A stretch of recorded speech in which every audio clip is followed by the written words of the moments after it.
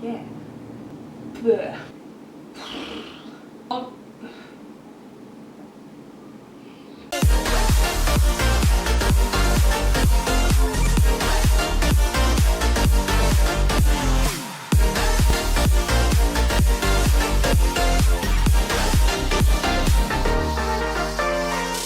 Hey guys, so today's video is going to be all about freediving from home. I got a lot of questions and comments on my last couple YouTube videos as well as my Instagram. If you don't follow me on Instagram, check it out. It's in the link in the description below. But all about how, especially right now in quarantine, people can either improve their freediving and work on their freediving from home. So before we get into the actual diving and technique stuff, I do want to put a little disclaimer out there that I am not a certified freediving instructor. I am only FII level 1 certified officially, and so the stuff that I'm going to be sharing with you guys are just the things that I personally do or that I feel personally help me. Please don't take it as the end-all, be-all, exactly what you should do when you're learning to freedive. These are just things that I find helpful and that I wanted to share with all of you that have been asking me questions. The number one thing that I actually do to help improve my freediving or my comfort in the water is work on my flexibility.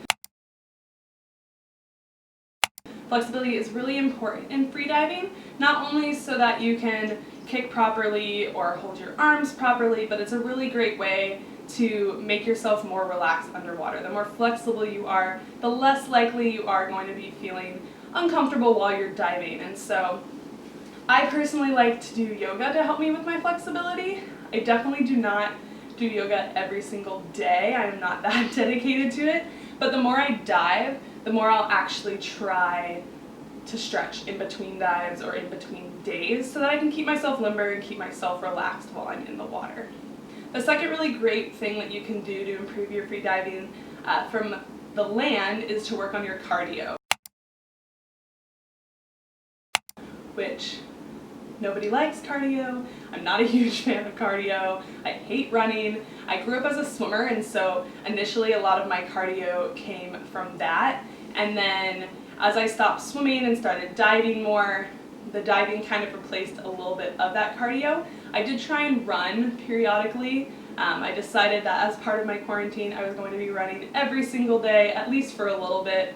Turns out my knees didn't love that so much, so I'm taking a break from the running, and surfing has actually been a really great substitute because it's a great workout as well. So really any sort of exercise, whether it be in the gym, out of the gym, running, swimming, biking, any sort of exercise that you can get, whether it's in your house, outside, in the water, is a great way to improve your freediving. The healthier that your heart is, the more efficient it's going to be at pumping the blood through your body and pumping that oxygen through your body, and the better you'll be as a freediver. So cardio is another great way to help your freediving.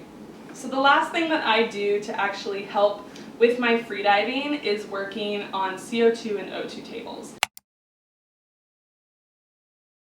And this is a great way for you to either train in the pool or on land. Typically I would be doing my CO2 tables in water just because I personally find that more comfortable. There is more danger associated with that. Please, please, please, even if you're just pool training, always train with a buddy. But at home, you can always do your CO2 and O2 tables as well. So these are a great technique in quarantine to still be able to practice freediving and increase your breath hold. For me, I personally prefer O2 tables way more than CO2 tables. I don't enjoy them as much, so I don't do them as much, so I'm not nearly as good at my CO2 tables as I am at my O2 tables. Both are really important in freediving and they both have a specific purpose.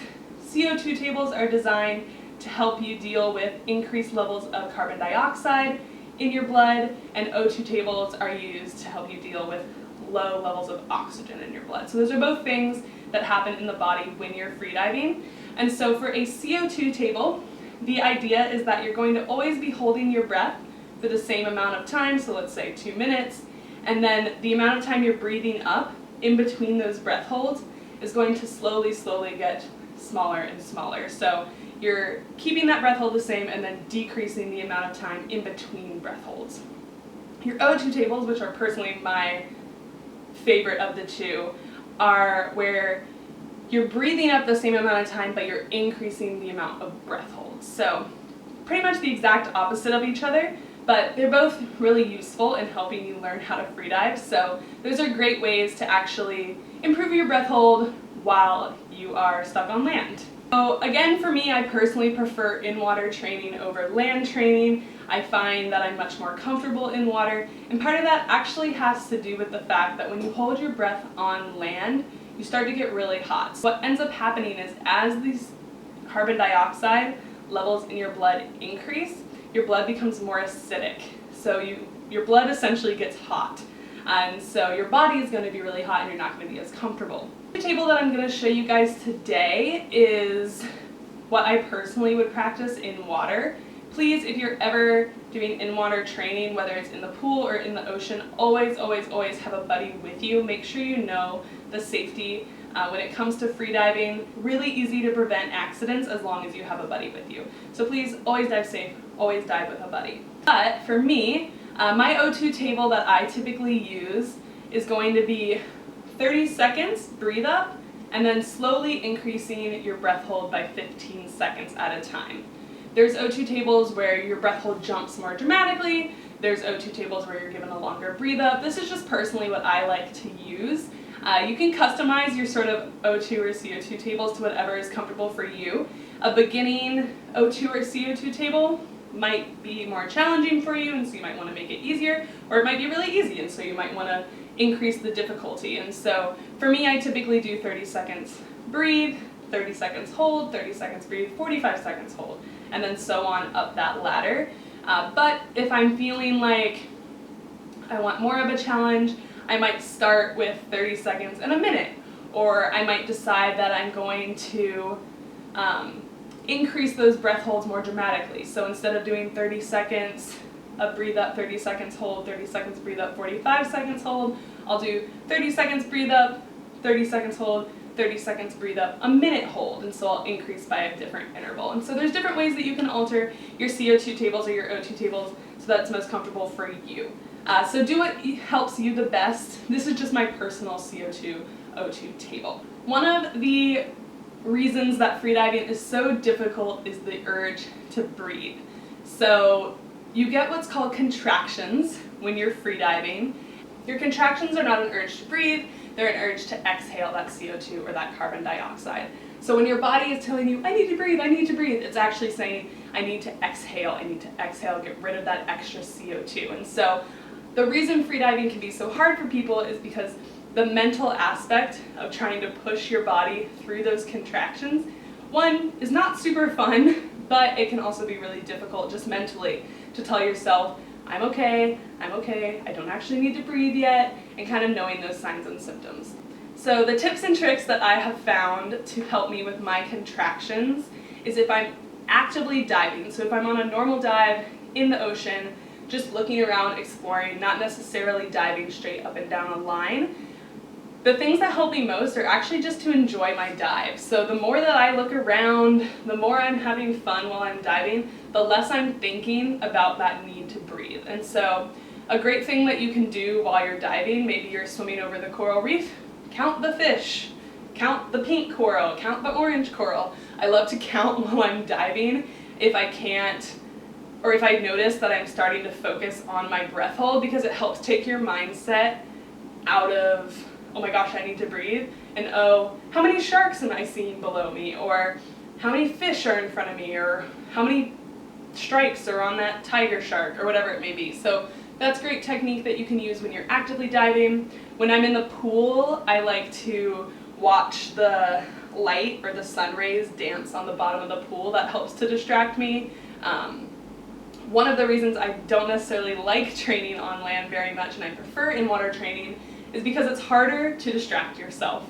It's harder to be relaxed, in my personal opinion. My friend Forrest actually told me to paint a picture when you are doing your breath hold training on land. So imagine your favorite place, your favorite beach, where you went to dinner the night before, and paint that picture in as much detail as possible. So if I'm going to the beach, I'm going to start with here's the sand, here's the ocean. Then I'm going to start with here's the dark spots and the light spots and every little grain of sand. And the more you can get in detail of that picture, the more your mind's going to be forgetting about the fact that you're holding your breath. So those are some of the techniques that I use to help with my contractions, but yeah, it just depends on your personal preference. But the distraction is key. The more you can distract yourself, the less you will feel yourself contract. So distract, not contract. When you're breathing for freediving, you want to try and focus your air almost into your stomach. You'll see here that my stomach expands as I inhale and contracts as I exhale with very little to no movement in my chest. By pulling the air lower into my stomach, I'm actually pulling the oxygen into the lower part of my lungs, which is where the oxygen exchange happens into the blood. So it's better to breathe in that lower part of your lungs. So when you're breathing up, try and focus your air into your stomach and keep your chest remaining still. So I sped up this footage, that way you guys don't have to watch me go through the entire chart. I'm doing my O2, which is 30 seconds on, 30 seconds hold, 30 seconds breathe, 45 seconds hold, and so on. Unfortunately, the camera did cut off, so you guys won't be able to see the entire chart. But make sure you're comfortable when you're doing your breath hold training on land. I personally started on my back and then felt more comfortable rolling over, so whatever makes you most comfortable is key.